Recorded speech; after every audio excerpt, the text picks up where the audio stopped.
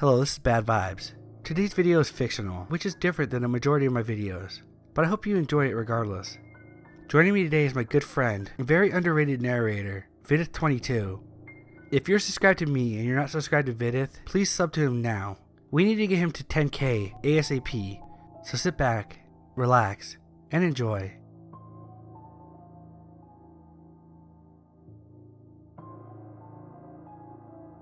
I love Halloween. I look forward to it each year with great enthusiasm and excitement. The weather turns crisp and the leaves start to change, and the holiday buzz begins to vibrate once more. It's a catalyst, a kickstarter for the final stretch of another year. Nature slowly exhales color in a gorgeous flourish of red, orange, and yellow as the days begin to shorten. Summer clothes are put away and the apple cider makes its comeback. Unfortunately, I'm the only one in my friend group that enjoys the darker side of Halloween. I'm talking about the scary aspect, horror movies, haunted houses, and ghost tours. My friends like the concept and the theme that hangs over this time of the year, but when it comes to actually participating in these events, well, they are usually nowhere to be found. Each year I tolerate their cowardice and typically end up joining the group in whatever activity they decide upon.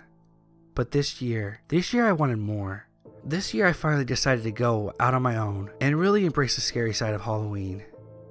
I pleaded, begged a couple of my friends to join me in this endeavor, but they backed out apologetically, claiming they weren't interested, and so I set out alone. I scoured the internet and local papers, searching for something that would please my horror hunger pains. I didn't want some dumbed down haunted house filled with giggling and screaming children. I also didn't want to do anything that was too crowded. After much fruitless searching, I saw an advertisement for something called Corn Maze 43.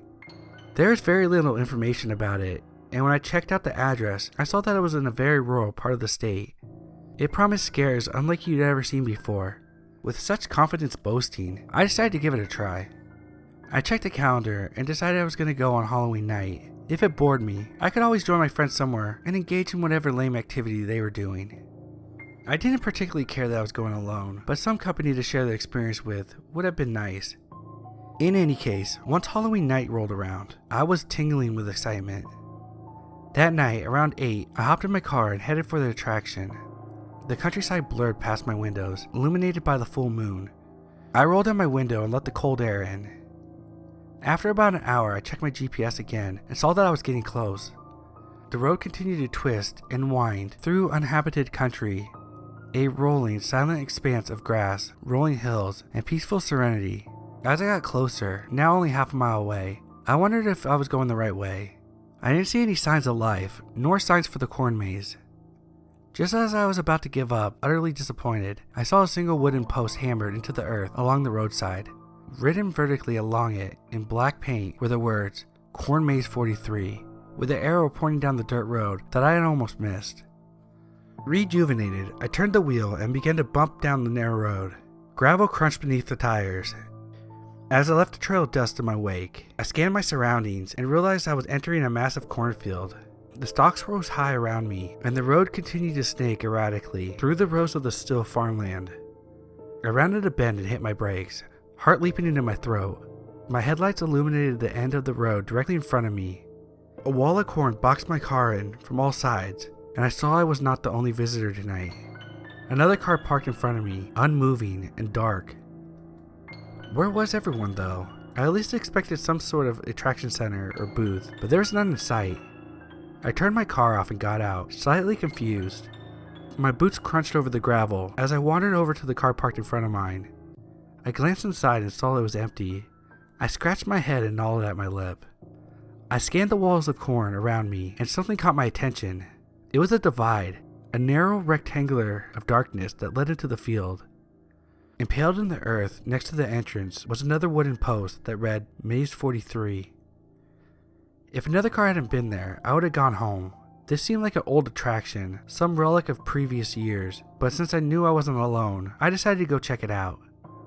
If I entered the maze and I realized my assumptions were correct, I would just leave. I went back to my car to retrieve a flashlight. Clicking it on, I swung the beam back to the entrance and almost suffered a heart attack.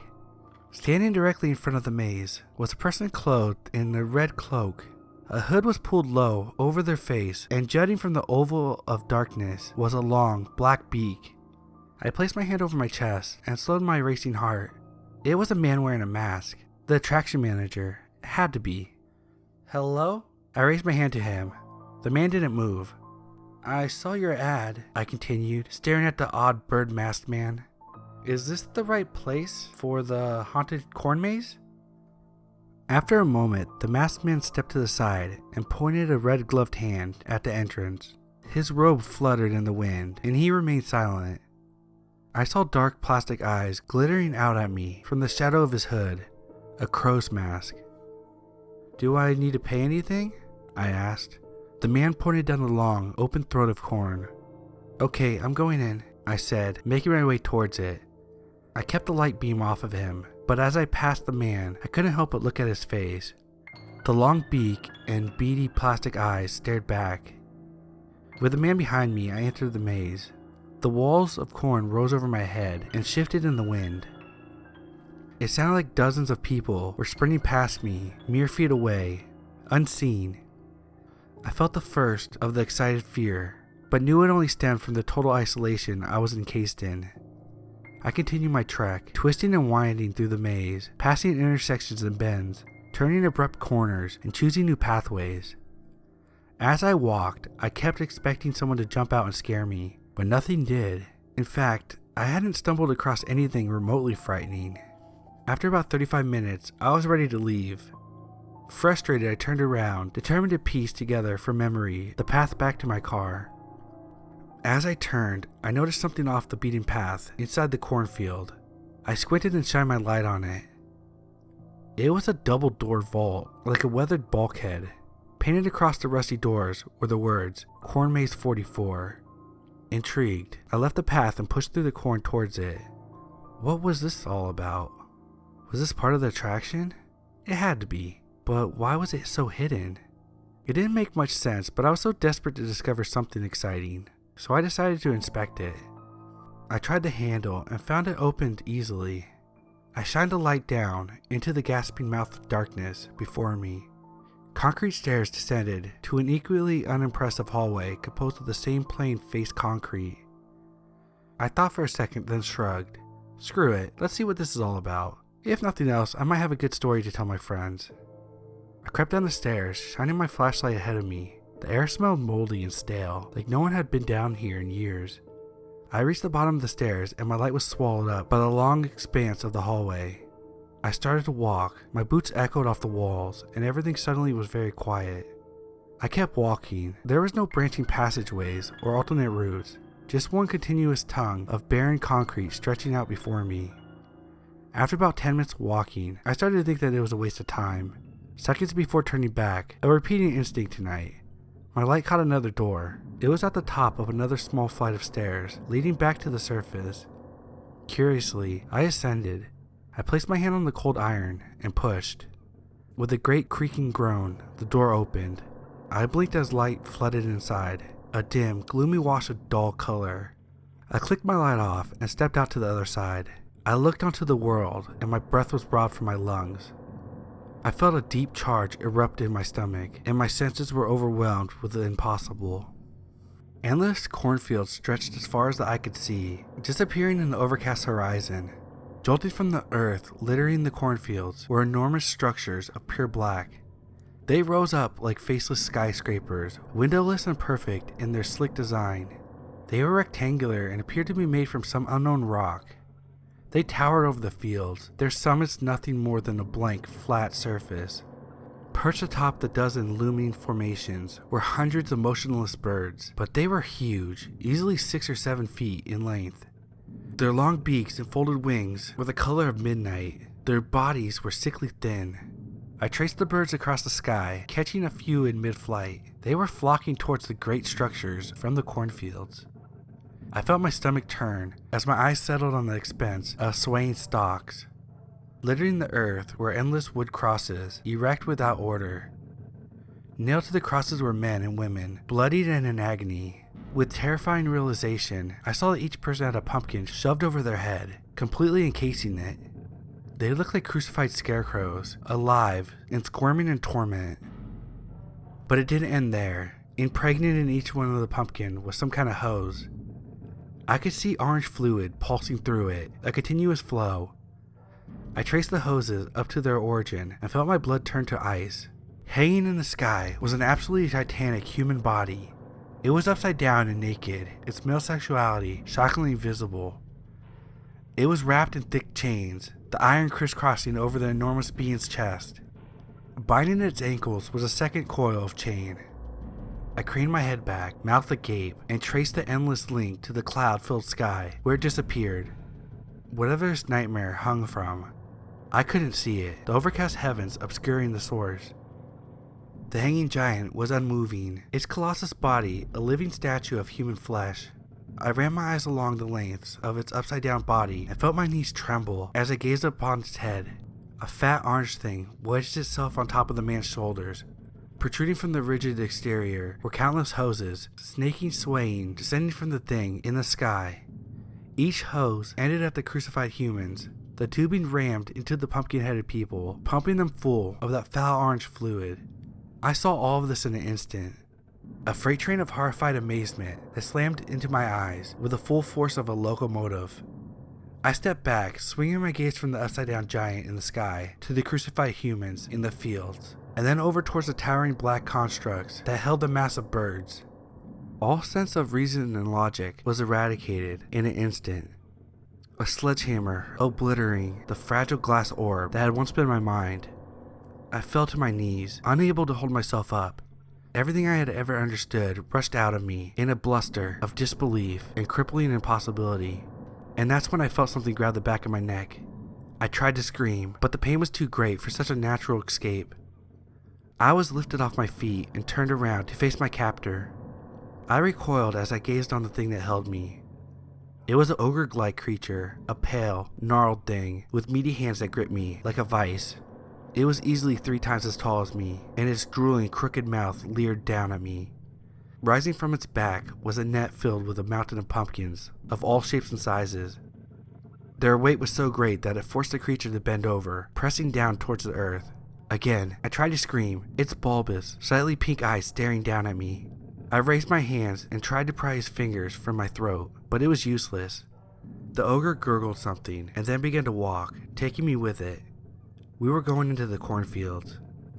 I was held clumsily at its side, my body smacking indifferently against its legs. I struggled to squeeze air down my throat. Each breath was a battle. I blinked back tears of pain and turned to see where the monster was taking me. As I did, I saw a flock of new birds rise from the fields. They cawed loudly, their great wings taking them high up into the sky.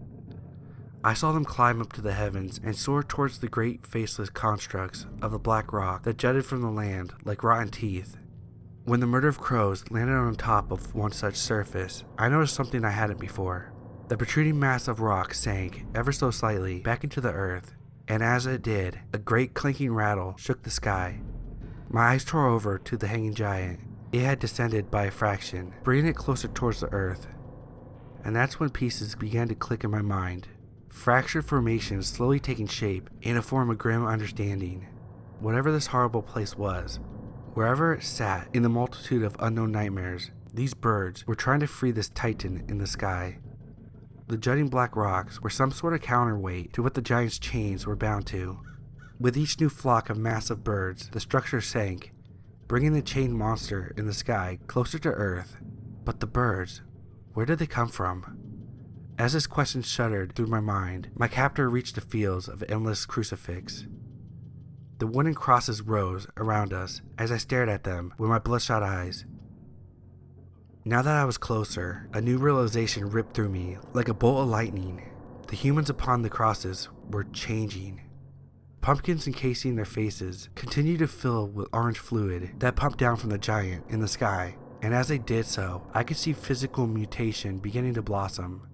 With disgusted horror, I saw beaks protruding from the pumpkins, each at varying stages of growth. They jutted through the orange flesh, covered with neon ooze.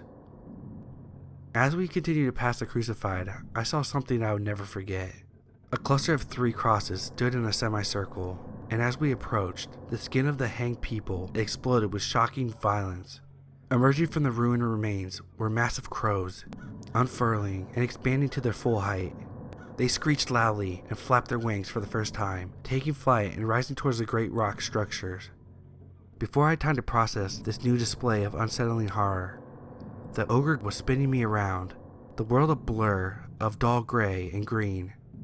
The grip around my throat was temporarily removed, and I gasped, but only had time for a single breath before I was clutched around the waist.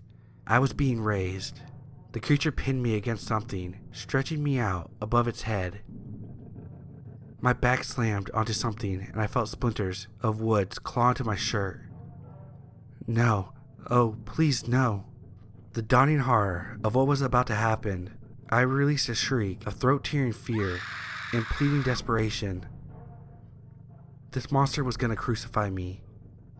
I struggled frantically as the ogre held me up against the cross, splaying my arms with its massive, prodding fingers. Tears poured from my eyes as I watched it reach down and retrieve an enormous nail from a pouch on its waist. With the precision of a surgeon, the ogre drove it through my arm at the wrist. It happened in the blink of an eye, the beast mauling me with horrifying quickness. The pain was immediate and terrible. A rod of fire pinning me to the wooden crossbeam. Blood erupted from the punctured flesh and dripped lazily down my arm, soaking my clothes. Before I had time to recover, the ogre slammed another nail into my other arm. A cry shattered my vocal cord, and the world shook as my vision blurred, tears running down my face.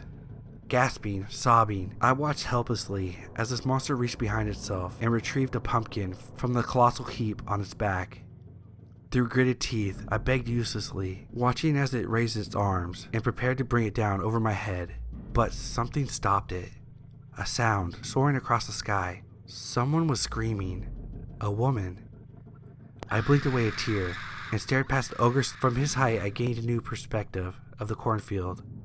Littering the land was a dozen of bulkheads, some closed, most open. Wandering out of them were dazed, confused people, sharing the same horrified wonder I had felt. The woman who was screaming stood a couple 100 yards away, watching as my captor nailed me to the cross. The ogre, one of many I now saw, all with mountains of pumpkins on their backs, turned to the woman. She took a step back, shrieking. Deciding that it could finish me later, it lumbered towards her, grinning through its mouthful of fragmented teeth. I turned away. Pain ran through me like currents of electricity. My pierced flesh boiled with constant pain. I looked at the nail driven through my skin and felt as if they would tear away, taking chunks with it. I needed to escape before the ogre came back to finish the job. It was hard to concentrate, hard to think through the wall of pain that slammed into my senses with every beat of my heart. I rolled my head back against the wood, trying to steady my shuddering chest. I stared out at the field of crosses, my eyes bloodshot and moist, and then I squinted, the pain vanishing for a moment as I spotted something. It was a massive singular plate of iron, 100 yards in diameter. It rested on the surface of the earth, some sort of enormous vault or gate, and hinges the size of houses. It looked like a manhole, but the biggest one I've ever seen. Etched in black across the surface were two words, Christmas Land. It was nonsense to me, but something told me that whatever was happening here had something to do with that great covered hole. Get out, stop wasting time, and get out of this place, I thought, the pain returning in waves of furious violence. I looked at my impaled flesh one more time and prepared myself for the inevitable pain. I shut my eyes and gritted my teeth so hard that I could hear my jaw pop, and then I began to pull myself off the cross. A gory, bloody act of desperation and survival. I screamed until I tasted blood. I arched my back and pushed away from the cross with my feet, pulling my arms out and over the nails. With sickening fear, I felt myself pull free and plunge to the earth. I smacked into the dirt and stars exploded in my head. I gasped, scrambling to my feet, fighting off a threatening blackout. I looked at my mangled wrist and winced and gagged. I tore my shirt into strips and bound my wounds as tightly as I could, stemming the flow of blood. And then I ran. I ran as hard and as fast as I had ever. Cornstalks whipping at my face as I plunged through them, tongues of heat licking my cheeks. I didn't slow. I didn't falter. I didn't wince. Hell was on my heels, and I know I didn't have long before it caught up. I snaked through the corn, heading back towards the bulkhead I emerged from, breath hissing from my lungs like gusts of hot steam. My head thundered, and I felt an inferno pulse through me with every heartbeat. I tripped, caught myself, and plunged forward. I could hear the great screech of the crows coming from the cornfields, a deafening cry louder than I've ever heard before. I chanced a glance over my shoulder and saw the sky go dark as a flock rose from the crosses. There had to be thousands of them, a mass of ungodly creations birthed from the bodies of the taken. They ascended as one and disappeared, settling on top of the gray stone towers. Still running, I saw them sink into the earth, and then the rattle of chains followed, an echo of massive iron.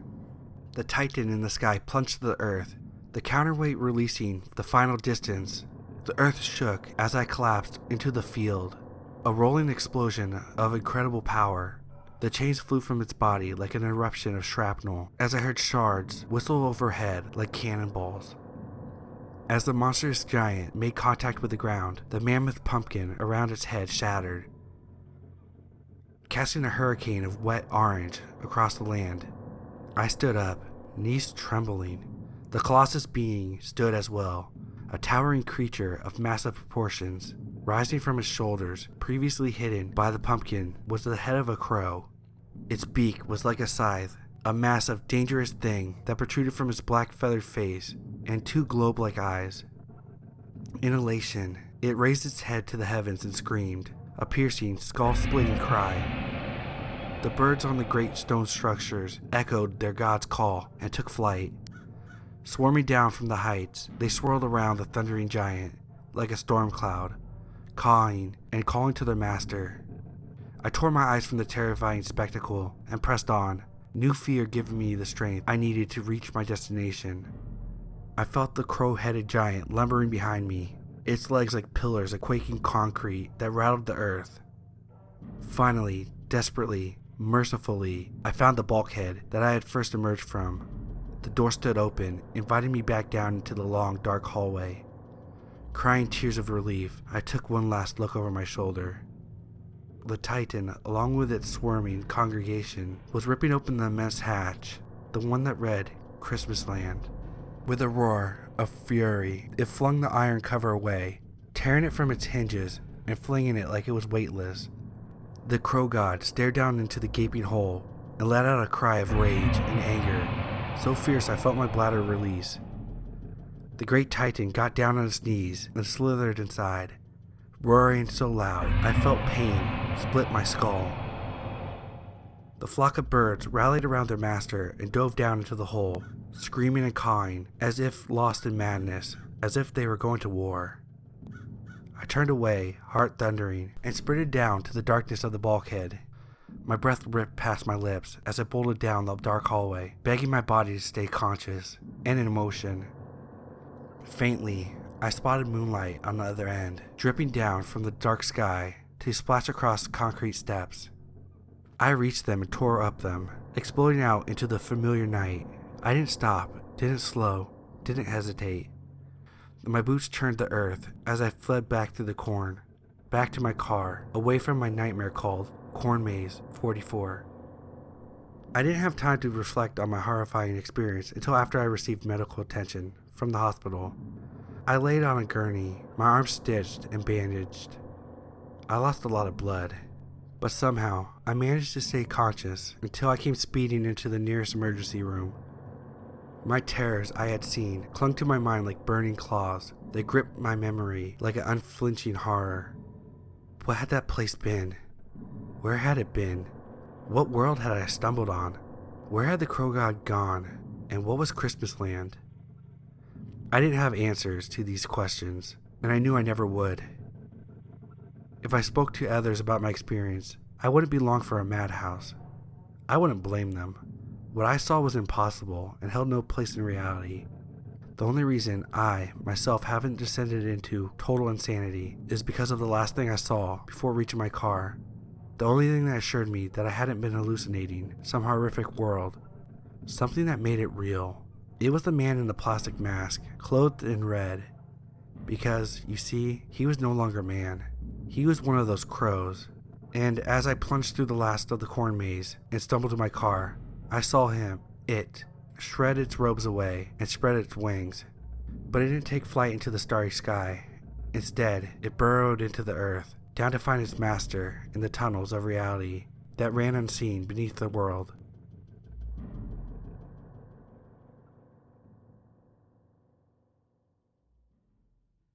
Sociology always fascinated me, and after decades of writing books and being a professor, I was lucky to become part of a team funded by very important corporations to create a daring experiment. We wanted to know what happens when you isolate a common family from the entire world. The structure for the study was amazing, courtesy of a very high budget. We had an entire house built inside the facilities and did a few long, meticulous interviews to select our subjects. The Smiths were a typical suburban family of 4. The father, Regis Smith, had recently lost his job. He had 2 teenagers, Maya and George, and his wife, Sandra, had never once worked in her life, so he was pretty desperate to get in. They were selected over a second family that met all other expectations because they had no other living relatives. Both Regis and Sandra were only children, and both their parents had passed. They also had no close friends, nor did their children. The sponsors urged us to believe we saved a family from being homeless, but every time I remember what happened, I believe it less and less. Here are the most relevant parts of the log that we researchers collectively kept. We took turns surveilling the subjects 24 hours per day, and in every room of the house. There were 3 8-hour shifts, each including a sociologist, a psychiatrist, and a few assistants. I may have inserted a few extra pieces of information to help you understand better the whole story. Also, we called the subjects by numbers to avoid humanizing them too much, but I'm transcribing their real names. In time, you'll understand why. Day 1. They are all quiet and awkward, too aware of the monitoring to do anything normal. All 4 of them mostly just sit around uncomfortably. The subjects have access to internet to keep a sense of normalcy, but since they have to be isolated from the world, they can't post on social media or comment on sites, only use it to read news, books, and the like. Their internet use is being remotely monitored by techs related to our team, and can be terminated forever at any time if they break the rules. Day 2. Maya woke up screaming from a nightmare. The subjects are slowly adjusting.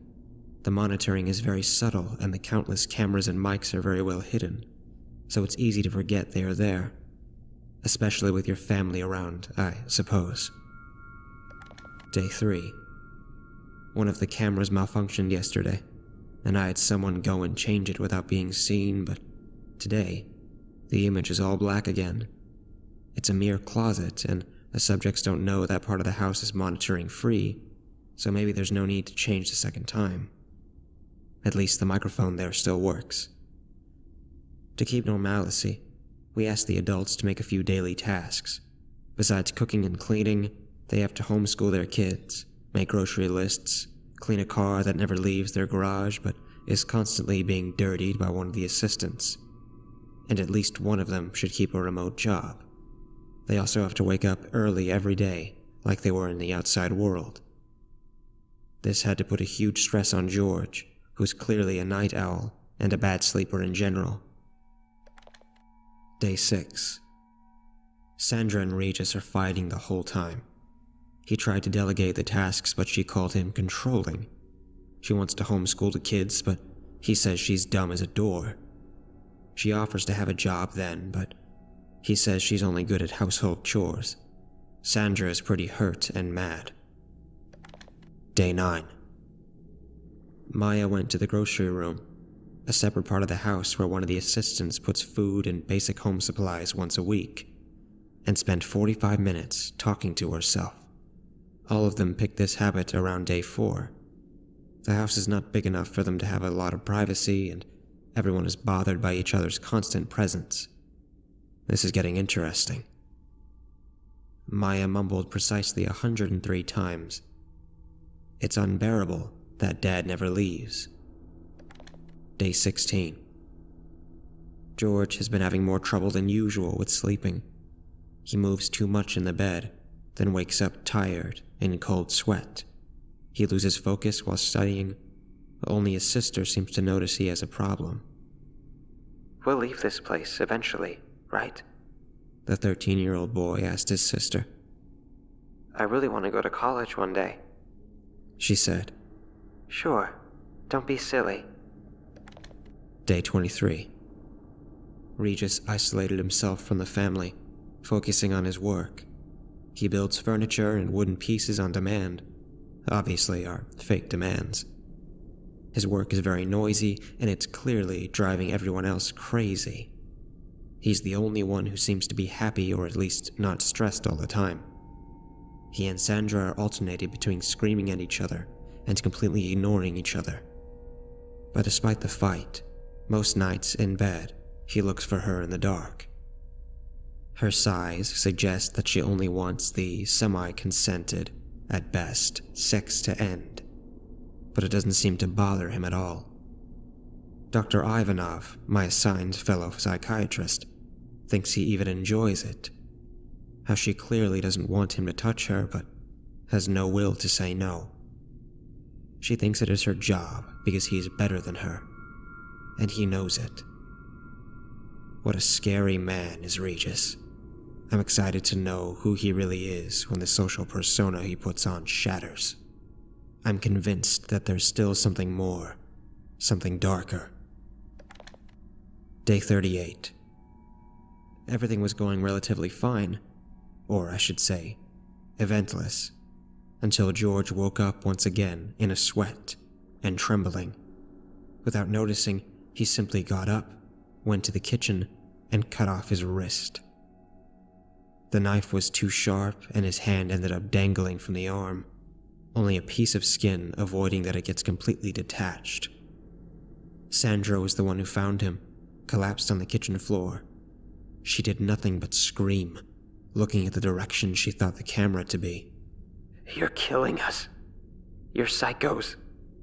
Maya, quite the practical one, went to the grocery room, where we had already provided a good first aid kit, painkillers, and antibiotics to help deal with the trauma and relieve the pain. We're not that bad. She sedated her brother, cleaning the wounds and clumsily sewing his hand back, then bandaged the whole thing. It was a decent job for a 15-year-old. I was proud of her, like God was proud after creating Adam. Day 39. Once again, Sandra is screaming at a supposed camera. You need to provide medical care for my son. He needs a psychological evaluation and antidepressants. Sorry, Sandra, but the point is observing your family with no contact with other human beings. Besides, he's been evaluated. We just can't tell him the diagnosis. Our silence seems to kill her inside. Pointing her finger at the wrong direction, she added, You need to do something, or I will. Day 42. Sandra tried to contact a psychiatrist online and had to be put in solitary for a week. Her access to the internet is terminated for life, too. No more fantasizing about ethnical males and thongs for you, my lady. Or browsing through recipes just to realize in the next grocery day that one ingredient will always be missing. After all, we have to keep normalcy. Minor annoyances happen every day. She keeps screaming at us. How long will you keep us in here? 6 months? A whole year? I can't stand another week in this hell. Day 48. Regis was cranky and borderline abusive with his kids the entire week. This was the first time he addressed us. How am I supposed to not fuck for a week, you sick fucks? Are you enjoying my misery? This shit is over. I want to give up. I'll contact my lawyer. But he never did. He may have powered over his weak-willed wife, but he can't do shit to us. And that makes me smile. We don't enjoy human misery, Regis, but we enjoy yours. Besides, he's our most interesting subject. Day 49. Sandra was hysterical for the week, but calmed down once Maya went to the grocery room and bought a fair amount of booze. We only gave them alcohol on special occasions, and Christmas was coming. Cigarettes and drugs are strictly banned. Sandra kept all the alcohol for herself, demanding that her daughter keeps it a secret from the boys. Her addiction made it easier to get through the next month. Too bad for her that the stock ended. Day 62. George tried to end all this by setting the house on fire. Our fire alarm is very good, so besides a few second-degree burns on his former good hand and a wet house, nothing happened. He claimed to miss a girl named Katrina. We imagine she is a school crush. Sandra started to change. She sent Regis to sleep in his small workshop. He slapped her in the face so hard that she was bruised for a week. But she didn't back off, and he was too surprised to do anything else before she shoved him out the door. You can see that this man is very used to resorting to physical punishment to get what he wants from the weaker. And the only reason why it took this long for us to see him in action was that his family already knew better and did everything to avoid his fury. Day 70. Sandra told Maya, "We girls gotta stick together." Maya's not interested in being anyone's ally. She seems to do better alone. We had to change the closet camera again, because George had been spending more and more time there. Now, instead of static, all you can see is darkness. A reddish darkness, like when you close your eyes in a sunny day. We should probably put one camera out of the closet, but facing it. Maya asked who is Katrina, but George won't answer. Day 73. George is gone. Yesterday, all the cameras in his room malfunctioned. You could only hear sounds. He was talking alone. We're sure of it, because all the others were being seen in different rooms. But he was distressed, like someone having a heated argument. "No, I won't kill Dr. Shanton," were his last words before a loud series of bangs started. Maya rushed to his room and screamed. "No, George, please. Please stop hurting yourself. Please." You could hear her loud crying as her parents approached the room. The cameras went back to normal, except the one in the closet, and George was a dreadful sight. His whole head was ripped open, with blood and brains staining the closet floor, the door, and his sister. He was barely recognizable as a human anymore. He looked like a pumpkin ran over by a truck. "He banged his head so strongly," Maya said, between sobs. "He killed himself in an awful way. Awful, awful way."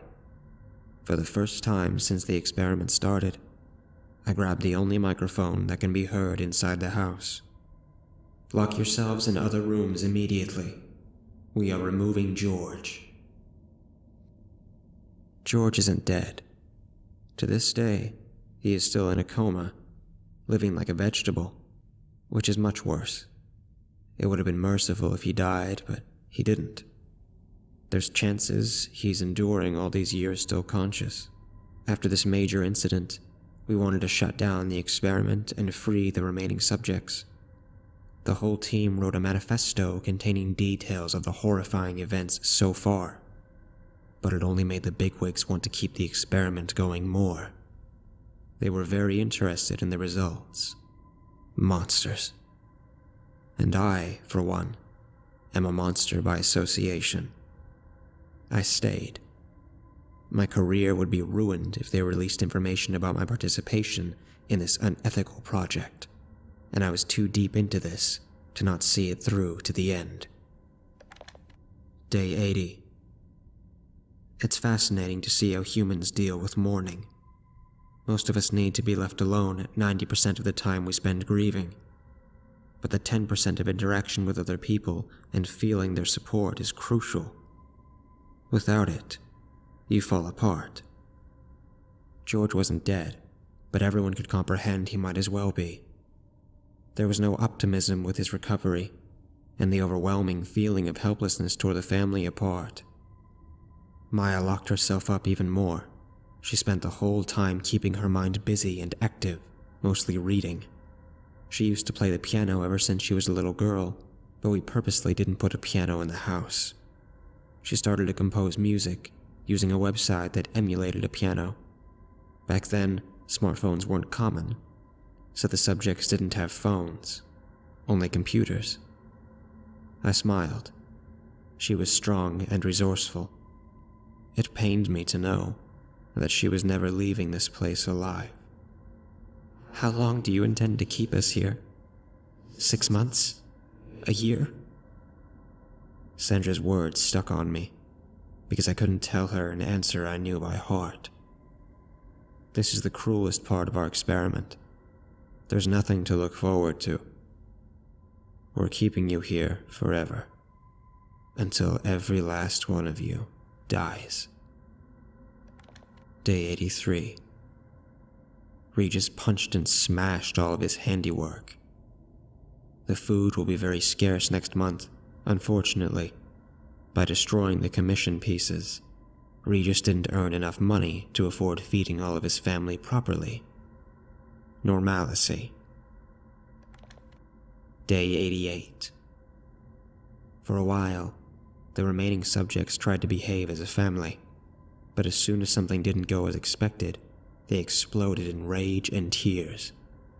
Regis and Sandra physically fought, and Maya had to choke her father with her bare hands until he passed out. "I thought he was going to kill you," she offered to her shaking mother, then locked herself in her room. The peace had lasted merely 2 days. Day 97. Just like George, Sandra has been talking to someone that's not there, and they're fighting. She doesn't eat anymore. Regis and Maya fought over what little food they could get that week. None of them seemed concerned with Sandra.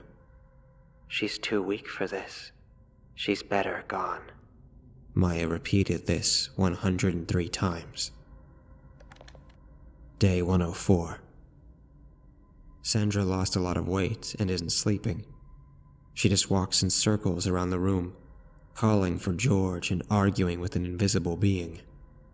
Her broken mind seemed to have regressed to her son's childhood. She keeps baby talking with him.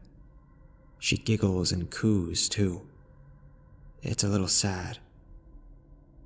Maya took upon herself cleaning George's room.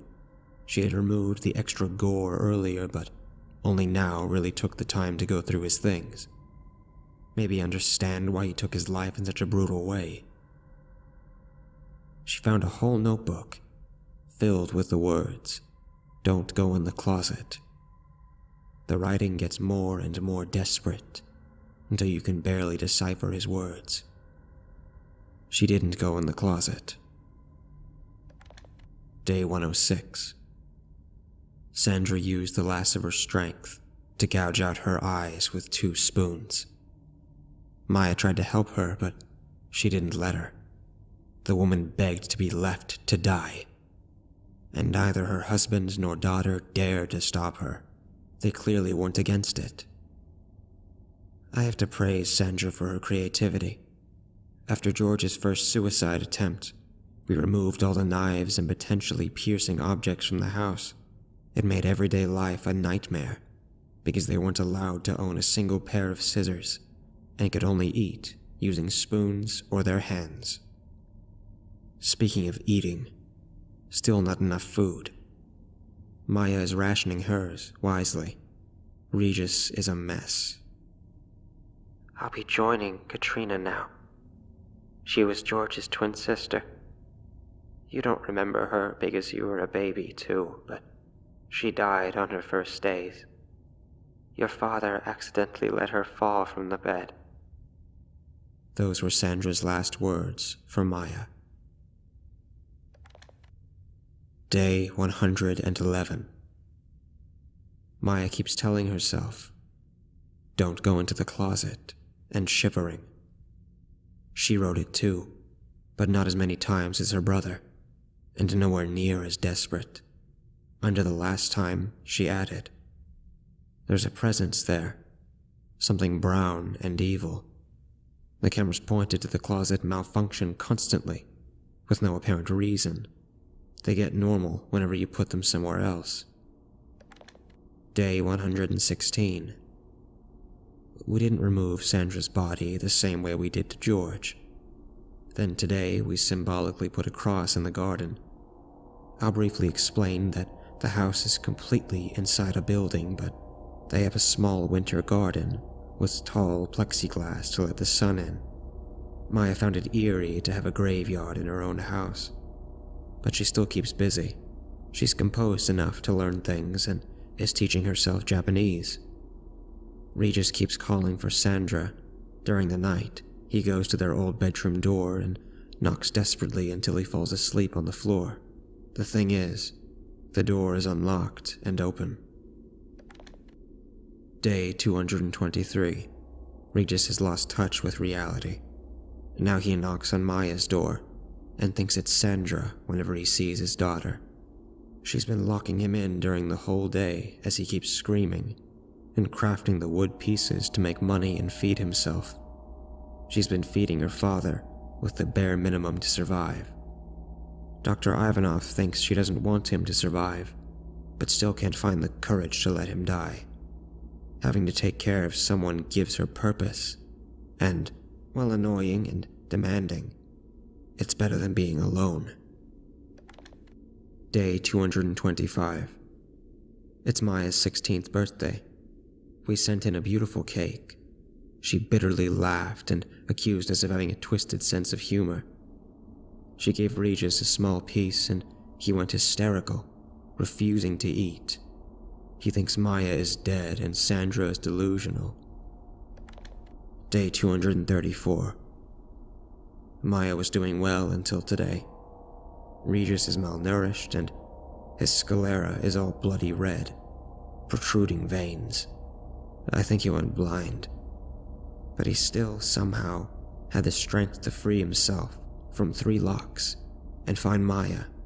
She was at George's room, trying to analyze his computer to get some answers about his death. We still don't know how. It all happened in a matter of seconds, like it was some unknown force. Regis broke into the room and tried to force himself on his daughter, still thinking it was his wife. The human in me didn't want to watch. The human in me wanted to interfere. But the sociologist, thirsty for a peek at the darkness of his mind, watched in fascination. Maya was taken by surprise, which gave Regis the upper hand, but in a few seconds she was able to recover. She had been eating and sleeping properly, and we knew she was strong enough to literally squeeze his neck to death. But she didn't do it. She shoved him in the closet and locked it. Day 235. We kept hearing Regis' screams on the closet's microphone. It's maddening. He's begging to be killed, and you could hear faint noises of skin and hair being ripped off. Please, please someone free me from that. Please, please, please, please. Day 236. The screams have stopped after about 45 hours. On the first 5 hours, Regis screamed, I'll get Dr. Shenton for you. Let me go. Let me go. Or please just kill me. Just kill me. It hurts so much. It was always the same words, growing more desperate every time they were pronounced. The next 2,400 minutes, he was only babbling incoherently and crying. Maya locked George's room from the outside, barricaded it, took all the food to her room, locked her door, and made a second barricade. She's scared, but trying so hard to focus. So hard. Day 237. I'm a mess. We're not supposed to keep a personal log here, but I need to report it. It's relevant to the experiment. Yesterday, after leaving work, Dr. Ivanov took his life. He had been quite disturbed by Regis' screams. Obviously, we all were, but he was usually the colder one in the team. Today, shortly after hearing the terrible news, I found a brief letter in my pocket. It was signed by him. I used to think of myself as a brilliant man that could comprehend the human mind better than pretty much anyone. Maybe I am, but you know what? Is Josef Mengele remembered for being a brilliant doctor that brought countless advances in medicine, despite it being thanks to his cruelty and willingness to perform experiments that cause awful suffering? No, he's remembered for being a Nazi. That's what he was, above all. I too am, in the first place, a monster. I hope there's no afterlife, because I fear the punishment for passively watching the human mind fall apart. You were a good man when we met, Melvin. I hope you still find this man inside you. Andre. Day 1028. She's still there. Once again, after Andrei Ivanov's suicide, we researchers begged to end this madness, but the sponsors wouldn't hear of it, unless, of course, we were willing to pay for every penny we spent in this project, and a substantial fine for breaking our contract. At least Maya never does anything out of the ordinary. She never went to George's room again, and after a respectful amount of days, she moved to the master room. She's been really good with the craft work. Her cooking skills clearly improved. She now knows conversational Japanese and German, and even started working out. It haunts me how strong her will is. If Dr. Ivanov were here, he would joke about wanting to open her brain to study. I should feel thankful that my job now consists of watching a young woman living on her own until the end of times. But I can't stop thinking about everything that happened. I close my eyes to sleep, and I see George's smashed head. I look at any woman and can perfectly picture her scooping her eyes out. Every day, all the time. Day 1092. Now that Maya is of age and is working really hard, we decided to make her a nice surprise. She would live on her own forever, so we thought she might as well have a little fun alone. We left a few female pleasure supplies at the grocery room. I swear to God, we weren't trying to be gross or watch her in a creepy way. During the experiment, we heard all the 4 members of the family masturbating, and the parents having sex, and those experiences were disgusting, and we were more than happy to know they always did it under the sheets. When she went to the grocery room and saw the dildo and things of the sort, she laughed for a whole hour. A literal hour. Her face was red, her hair was messy, and she was tearing up. Her legs were shaking so hard that I was genuinely afraid Maya was going to burst. Guys, she yelled, clearly addressing us. You know what? I've lived all of these awful days without once complaining or freaking out. I took care of my good-for-nothing parents. I fixed my brother's damn amputated hand. It was so gross. So gross. She paused to wholeheartedly laugh a little more. I learned fucking Japanese and fucking woodwork, and I was good at it. Things I have no interest in at all. Just to keep myself sane. She repeated the last phrase 103 times. This is a clear dissociation episode, the new psychiatrist in my team remarked. I currently knew him for way more than I knew Ivanov, but I refuse to acknowledge his existence. He's just an annoying voice to me. I can't handle feeling like shit again when he eventually jumps off a bridge. But you'll never let me out. Never. I'll never date someone. I'll never marry. I'll never go to college. I'll never do anything but be a creepy show for you guys. So you know what? Let's make it creepy. Let's make it creepy as fuck. Day 1093. We broke her. We broke Maya, someone I grew to admire and even feel affection towards. And we did it by trying to be nice. She's masturbating non-stop. She's trying to break her body, too, now that her mind is shattered. Today, Maya Smith stood motionless in her bed, still with her dress lifted up and no underwear. The first thing I felt was relief, because the family experiment was finally over. I said the assistants could go home, and the new guy and I decided we would go in and fetch her lifeless body. I turned off all of our equipment, smiling for the first time in over 3 years. The new guy leaned over her to check if she was actually dead. She wasn't. You see, Maya Smith developed a bold plan to escape. She started to craft a wooden knife in plain sight. If no one reprimanded her, she knew she could count on at least one of the Watchers. This Watcher was me. I've been watching her alone, since our new guy sucks and barely does his job, and the assistants are only required when I need to take notes or keep track of multiple screens at the same time. Maya was counting on the fact that the researchers had to be as bored as her by now, and they were probably being pressured into keeping the study going. As soon as he leaned over her body, Maya quickly stabbed the new guy in the belly as he approached her body. He coughed a lot of blood. I ran in his direction to help him and let the subject get away. Oops. The cameras were off, and no one else from the project was in the building. The security guards didn't know her. She was free and sane after putting on a very convincing show.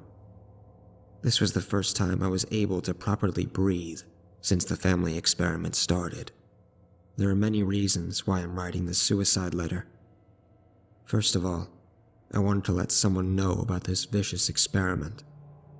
In second place, I know they will get me for letting her get away.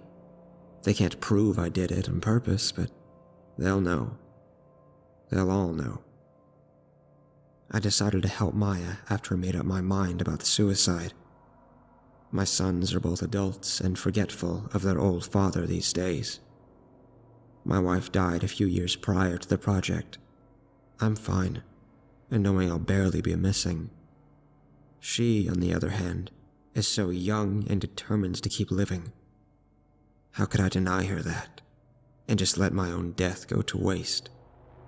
The third reason is, as you know, I'm Dr. Shenton, the one the brown, evil presence in the closet has been claiming. I love you, son. Please don't blame yourself for not giving this old man more attention.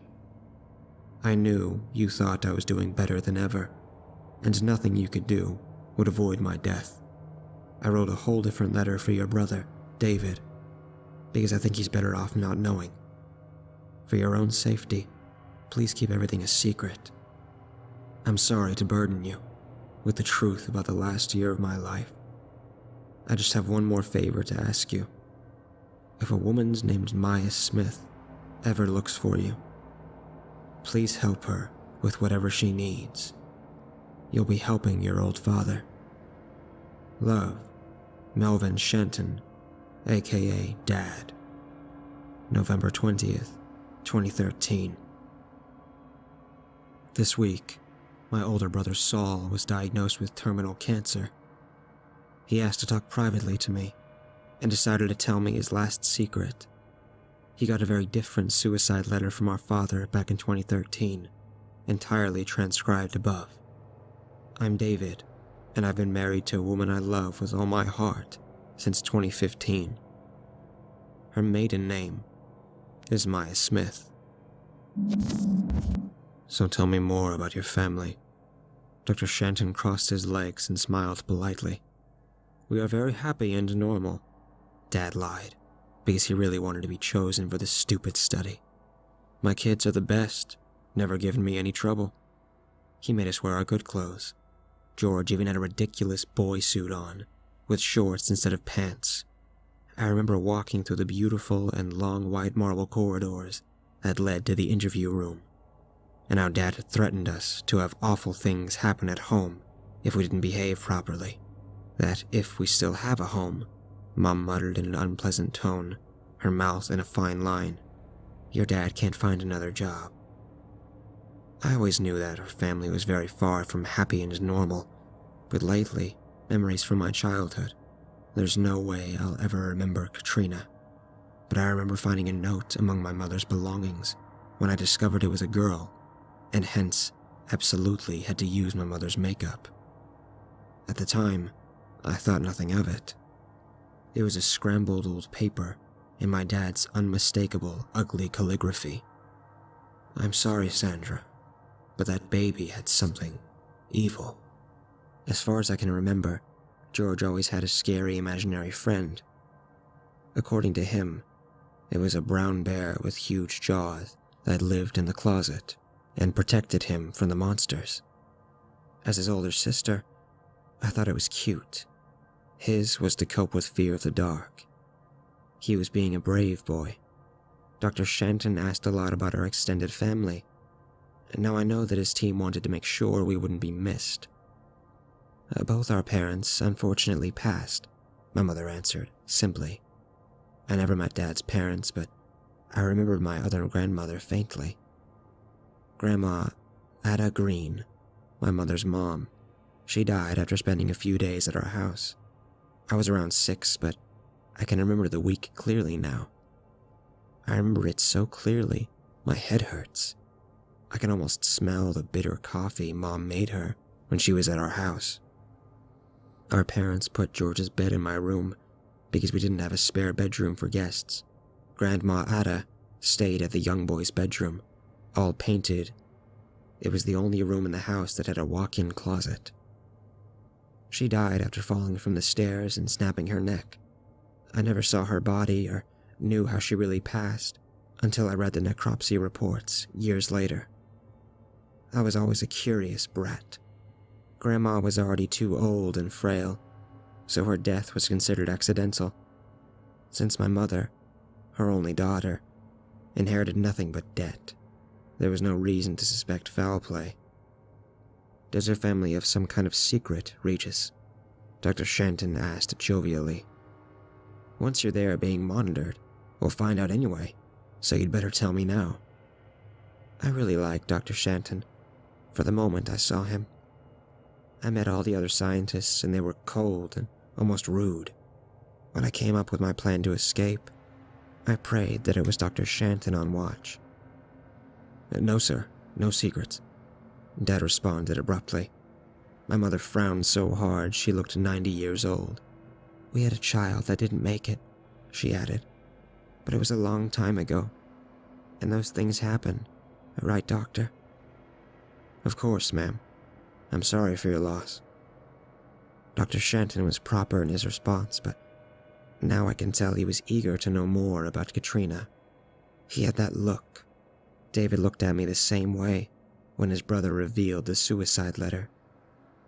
No incidents of that sort happening for years after Grandma's death, but Dr. Shanton had too much interest in my dead sister. I think that's what brought her back.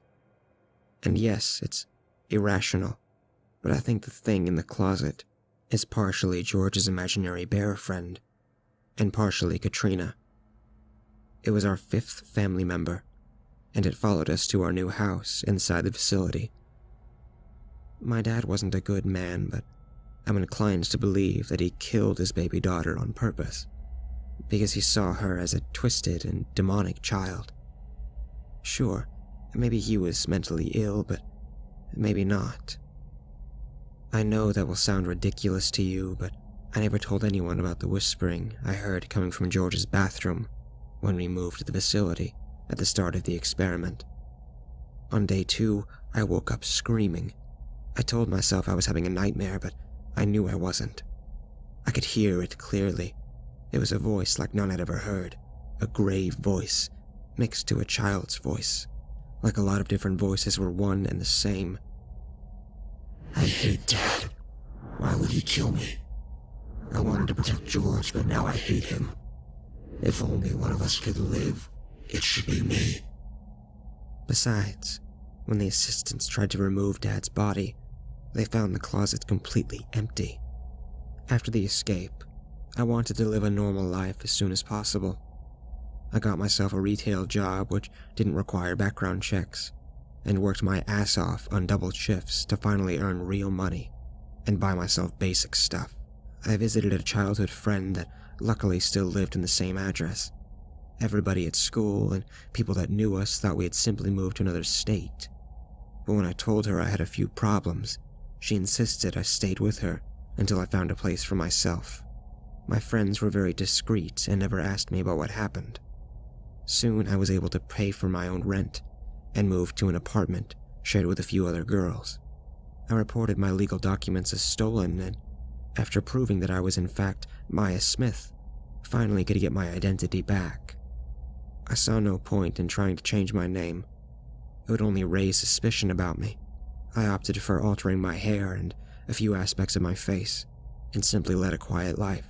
I was able to locate George and finally allow the hospital to put him out of his misery.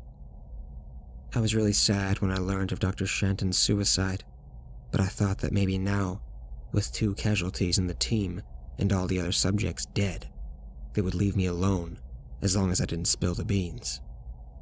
I was right. I had learned a lot of useful skills during my time in the facility, which gave me the confidence to apply for a better qualified job. A mere few months after my escape, I got a really nice job as a bilingual front desk clerk at a local hotel. I'm still in this job, but I've been promoted. That's how I met David. He was organizing a bachelor party for a friend, and I was to help him because he had a German friend coming. David was insanely attractive, and had kind eyes. Eager to finally live my life. I had been dating here and there, but nothing serious. He was the first and only person I fell in love with. When I saw David's reservation at the hotel restaurant, my heart skipped a beat. Shenton is not a common last name, so I knew he was somewhat related to Dr. Shenton, the man I owed my life to. I considered it a fun trick of destiny, and decided to get closer to David. Not because he was a Shenton, but because I can't take my eyes off of him, and his family tree sounded like a good omen. I've read many questions and comments regarding the letter, and I want to thank every single one of you for rooting for me and worrying about my well-being.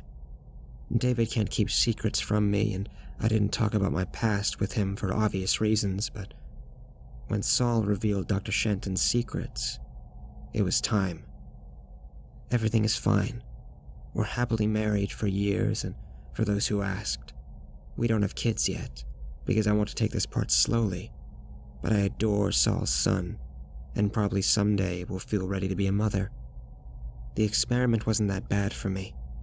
The only thing that pissed me off was that my dad signed a specific clause that didn't unbind me, or George in case he was alive, from the contract even when we hit 18 years old. Sure, the deaths of my family were very hurtful, but I'm not traumatized enough that I can't function as a proper human being anymore. I know a lot of people went through worse than I did, and the only rational thing I can do is live a good life. I think my parents went crazy from the isolation because they considered themselves to be captives, and the researchers to be enemies, and more importantly, because they both hated being alone with themselves. I never saw it this way. That was my current living situation, and I should make the best of it. Sure, sometimes I freaked out and repeated the same thing 103 times, until I got it out of my system and felt mentally stable again. But that was it. It's normal to vent. Most of the time, I always hoped to bore the researchers to death and be released, and that's one of the things that kept me sane. I was looking forward to a future. Poor George was scared and probably haunted. Mom was always weak-willed, and Dad spiraled into his madness. But none of them could do it even before we were isolated, if I had to guess. Reading Dr. Shenton's suicide letter, I noticed how I was depicted as a cold teenager at first, but he grew to admire me. Truth is, I don't consider myself to be cold, but I don't miss my parents all that much. They weren't great people, and I did my best to tolerate them and keep them alive. But I really miss George. He was a sweet boy. And I'm glad you guys noticed that too. I'm happy he can be remembered that way by so many people. I hoped that I was able to fill a few gaps left by Dr. Shanton's letter with my account of the events. I just have one last thing to tell you. There's something I try not to think about, and something I never told my husband. Sometimes I hear scratching in our closet door, and I swear I can hear Dr. Shanton's voice, his screaming and begging. But whenever I approach the closet, the sound stops.